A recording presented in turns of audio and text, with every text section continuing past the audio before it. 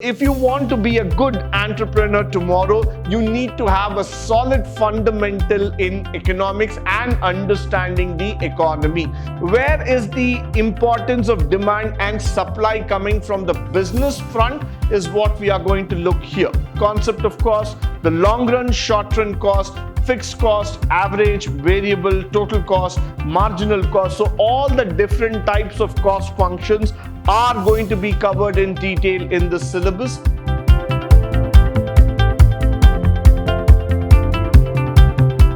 Good morning and welcome to the introductory class in the first sem BBA Business Economics, where we are going to discuss about the syllabus and the various factors.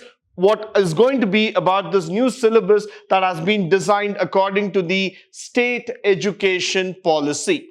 So the agenda for today is we will discuss about the syllabus, what are the learning outcomes, the modules, the internals, and the exam pattern. So all these things would be covered in a brief manner.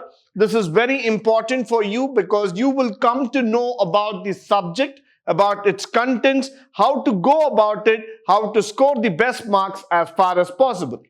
Now let's start with the syllabus. We have totally 5 modules in business economics. Pretty much all these modules are the ones which you have covered in the earlier classes. When I say that earlier classes, these are all the ones which you have studied in the first PUC and in second PUC of the commerce syllabus. Now, this is the 5 units or the 5 modules that we are going to have, starting with demand and supply, consumer utility, market structure, cost analysis, and the national income. All these 5 modules are very simple and very easier for you to understand. These are also important topics in terms of the business economics. Now let me go into the learning outcome. The aim of economics might be more from supply demand. It might be a theoretical subject, that's what most of us believe. But then if you really look into the application of economics in the real world, it is more from understanding the business in detail, followed by understanding the pricing and output decisions, understand the concepts of national income and the system of cost analysis. Now, the entire syllabus is designed in such a way for the BBA students so that they can understand entrepreneurship at an earlier level. Now, if you ask me, where did entrepreneurship all of a sudden come? It's because of economics, because if you want to be a good entrepreneur tomorrow, you need to have a solid fundamental in economics and understanding the economy. So once you know what are all the business dynamics that are governed by the factors of economics, you could probably run any business successfully and you could also see a brighter future for yourself.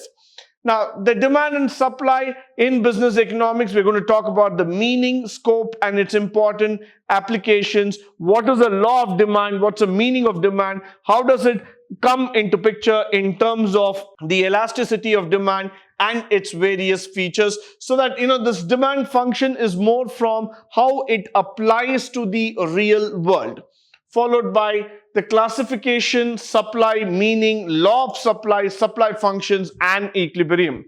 Now, most of us understand economics only by these 2 words called as supply and demand. But then what exactly they mean? Where is the importance of demand and supply coming from the business front is what we are going to look here. Followed by the consumer utility. Now, consumer utility is one where we are going to talk about the meaning of consumer behavior, why it is important for us, the factors influencing the consumer behavior, of course, the indifference curve, which is very important, features, assumptions, and the consumer equilibrium in terms of the utility factor. Followed by the market structure, where we know that in our second PUC, when we were studying in economics under the commerce syllabus, when we are talking about, so you would be understanding the different structures of markets, starting with perfect competition, monopoly, duopoly, oligopoly, and the features, price determination, and output factors. Now, this is quite the same thing that we are going to study, probably a little bit abridged version. Why? Because this would directly impact in terms of the business knowledge. Followed by which the cost analysis, the concept of cost, the long run, short run cost, fixed cost, average, variable, total cost, marginal cost. So all the different types of cost functions are going to be covered in detail in the syllabus.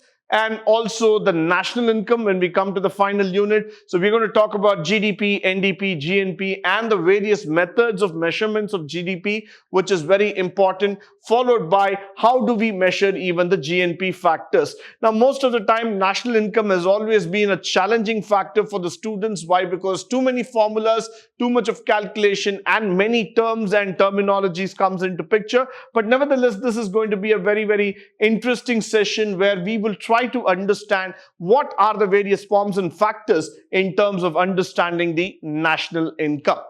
Followed by which we would also talk about income method, expenditure, the value added method, and all other factors that are going to come into picture.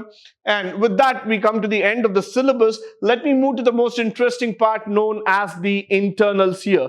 Now, the internals are going to be in this way. For the internals 1, you will have unit 1 and unit 2. For the internals 2, you will have unit 3, 4, and 5. So the second internals would slightly have a higher syllabus altogether, and the average of the two internals would be taken. It's not going to be best of 2. It's going to be an average function. So definitely you need to attend both the internals. Both the internals would be for 20 marks, and the average of the internals will be taken here. Now, the question paper pattern, the part A would be for 30 marks, part B 30 marks, part C 20 marks, and the total comes to 80 marks. So we are just going back to the old pattern again. It's going to be an 80-20 rule again coming into picture. 80 marks for your external and 20 marks in your internals. And this entire 80 marks is easily scorable provided you give a lot of importance to part A and part B. So if you're going to study the first 3 units completely, you will be definitely able to score better. So please do give a lot of importance and prominence there. You will be able to score far better. Followed by which the books for reference. These are the books that are available for reference, starting with Varshini, Joel Dean, Mithani, and VSR Murthy who are there. Of course, these are the fundamental books that are available in the market just to make you know about what is business economics and how it is easier for you in terms of study.